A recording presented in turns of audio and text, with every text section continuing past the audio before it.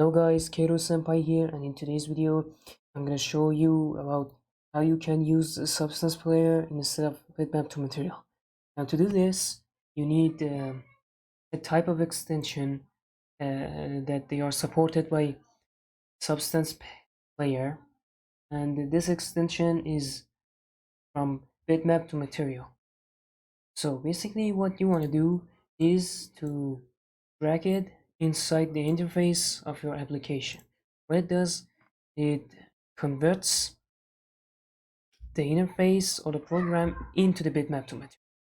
As you can see here, I can now use it as if it's where bitmap to material, but completely free. It basically does the same thing as bitmap to material would provide.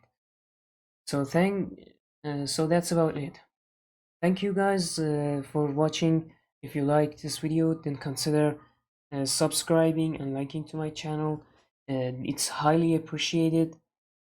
uh, it's basically one way of supporting me, add more content to my channel, which is great, right? Anyways, uh, the link for the download is in the description below.